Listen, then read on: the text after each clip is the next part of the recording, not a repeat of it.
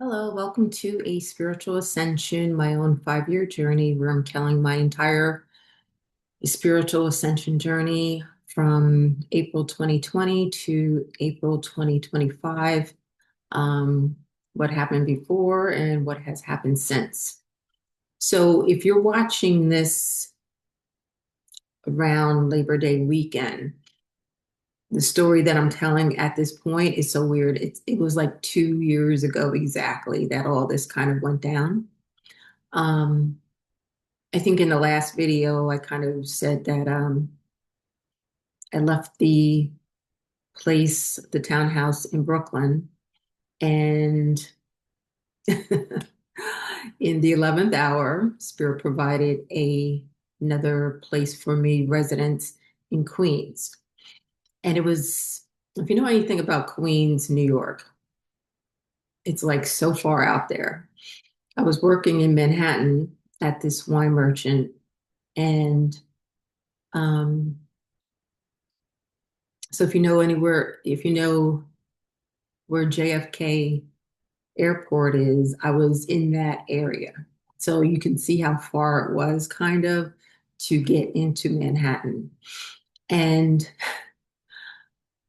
I think it used to take me about an hour, 15 minutes, hour and a half sometimes. Well, most times, like between an hour, 15 minutes, hour and a half, um, give or take each way every day.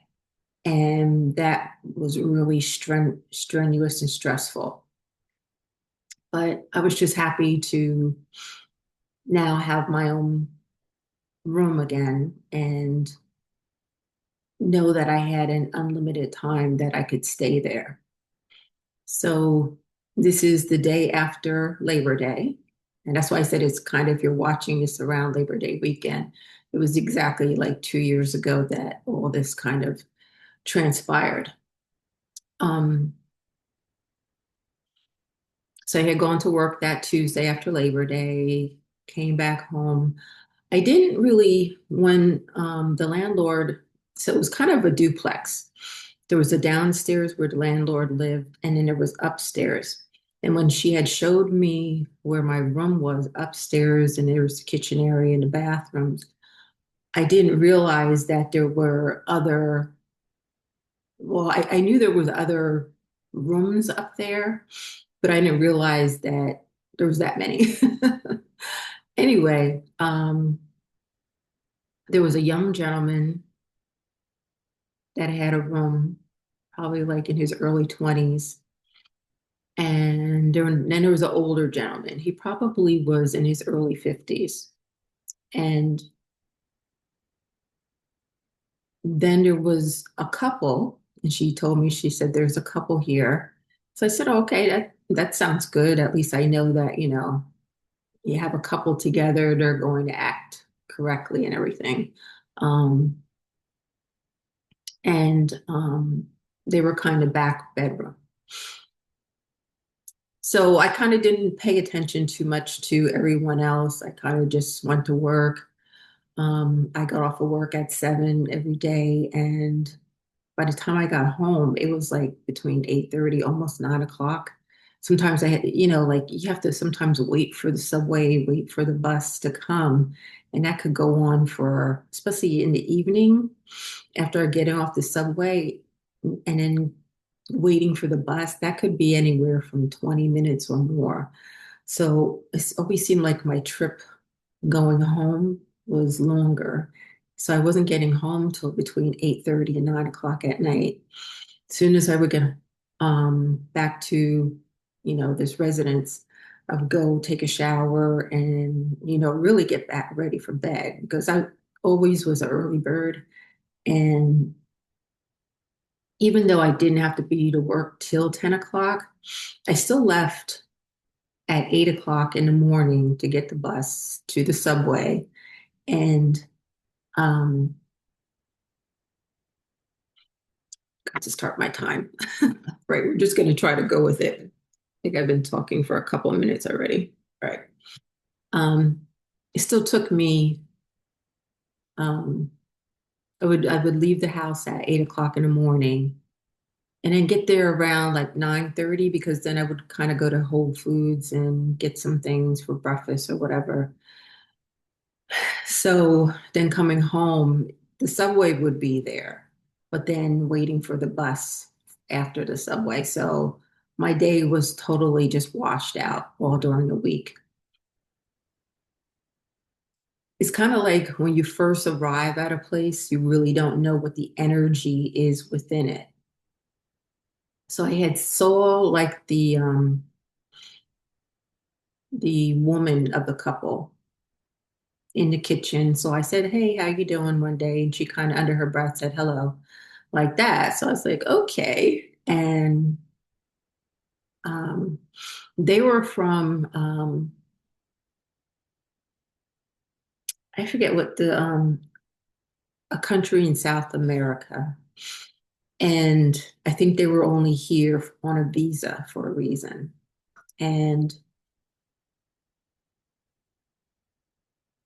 she had some young children at home, and I guess her mother was taking care of it, and that's kind of a story later on. But just to give you some background, so I don't, they weren't married or anything, but they were there as a couple, had come into the country on a visa, and I kind of feel like they wanted to kind of overstay their time. And a couple weeks in, I heard her yelling at him, like viciously yelling at him. And at first I'm like, well, what's going on? I had heard a few arguments before, but this one got really extreme. And all of a sudden I hear him come out of their bedroom door and pass by my door. And I don't know how old he was. And he's literally like crying, like shaking, crying. And I was like, oh my goodness, like what's going on? And they had very heavy accents, so I really couldn't understand what they were saying most of the time. But then he kind of was in the kitchen area for a while and then went back to the room and was knocking, like, please, would you let me back in? Please, would you let me back in? And then finally she opened the door and kind of like just yelled at him some more and just really berated him. And I was like, so like, oh my God, like what am I dealing with here? I didn't expect that. Another time, the other young gentleman, single gentleman that was there, because I really, I was staying in my room. I really didn't venture out. I wasn't cooking in the kitchen. I kept a couple things in the refrigerator. And most of the time I was eating when I got to work and just kind of going into the bathroom when I needed to and using that and then going right back into my room. The other young single gentleman and her one evening got into it. And I kind of started to understand what the dynamics were in the household there. And she says, I'm calling the police on you, I'm calling the police on you. And he he's like, I didn't do anything. He's like, you're the ones like always doing something. And um his bedroom was right next to their bedroom. So he heard all of their commotion and everything. And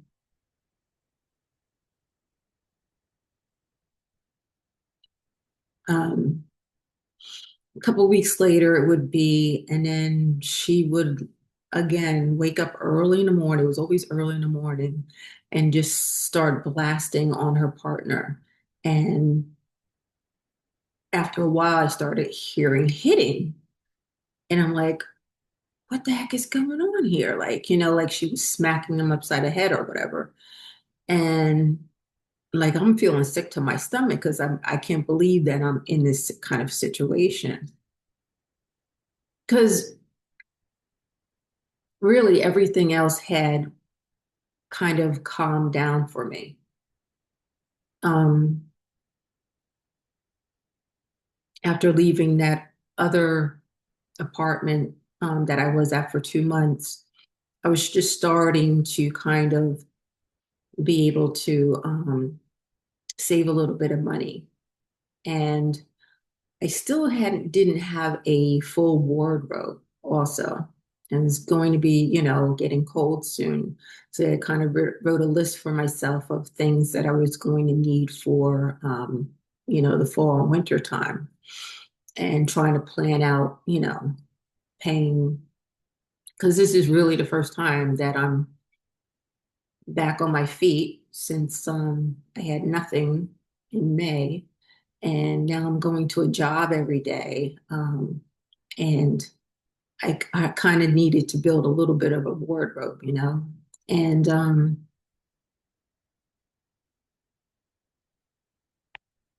had a very small closet, I remember.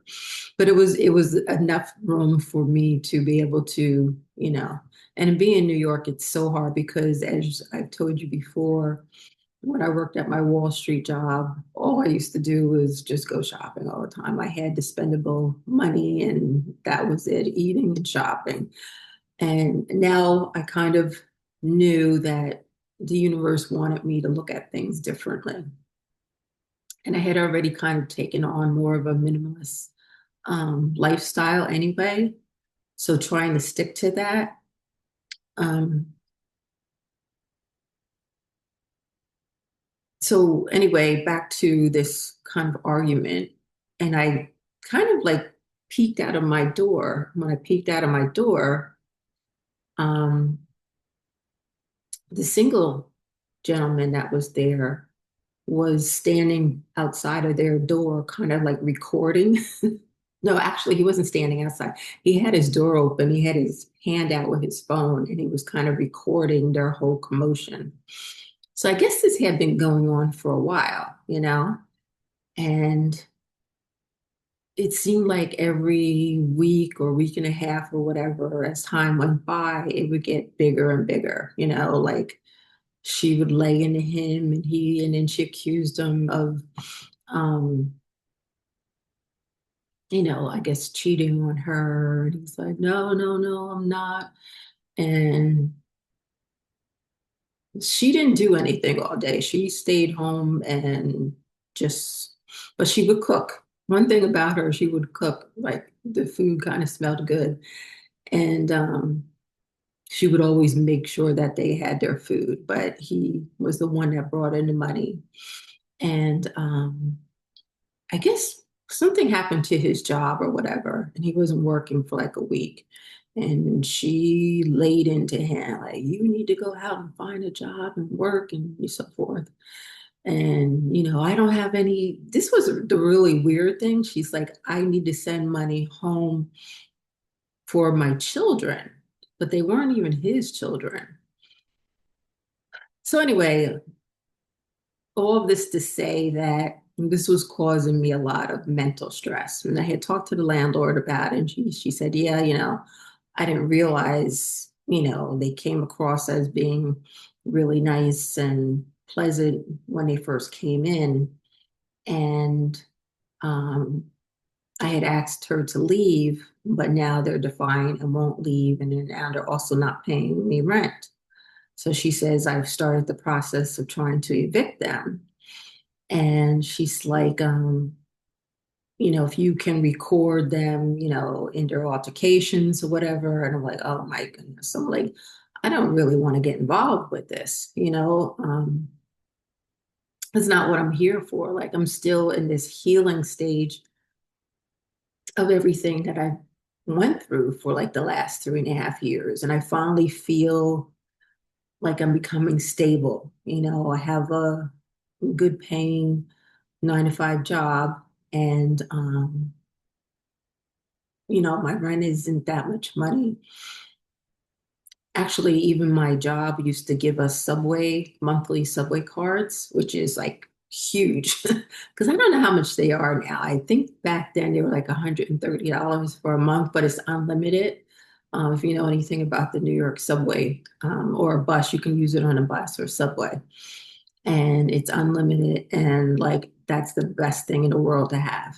So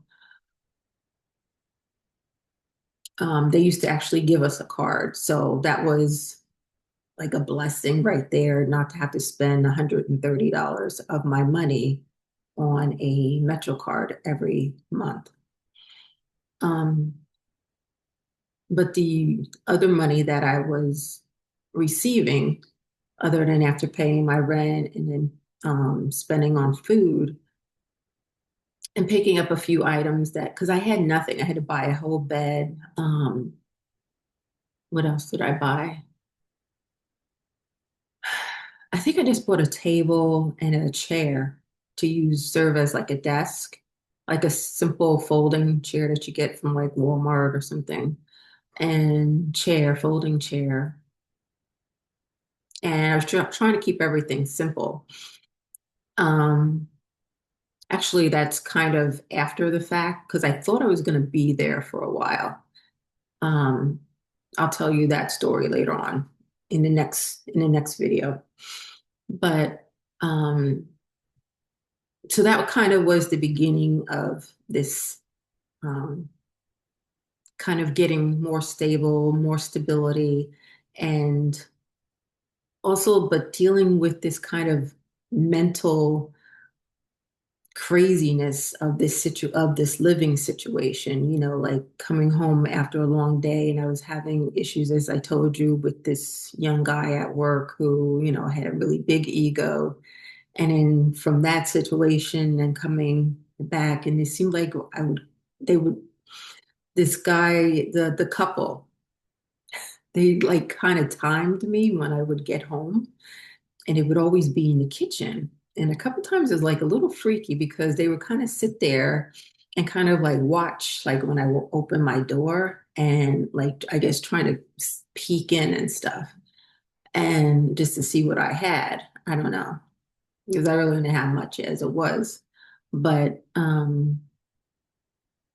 it was very uncomfortable and then very mentally stressful as far as dealing with this couple and then, the long travel to work and then the situation also at work.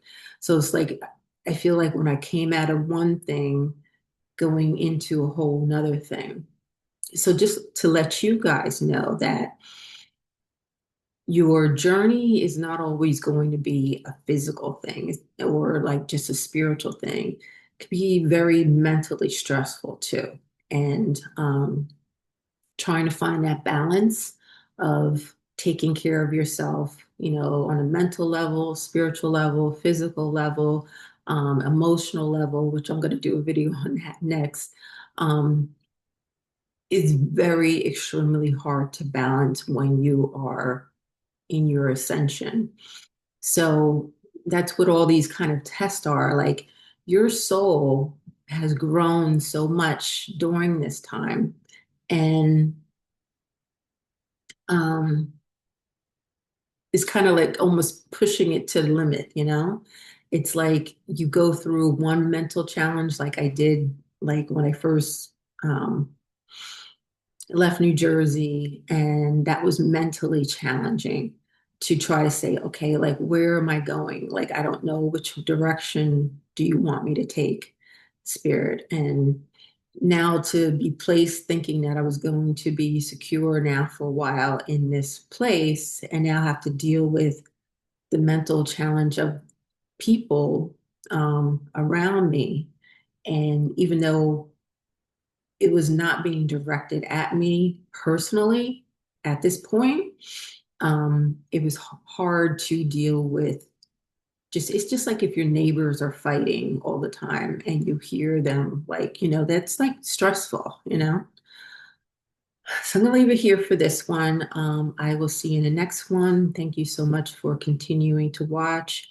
Please like, share, and subscribe, and I'll see you soon.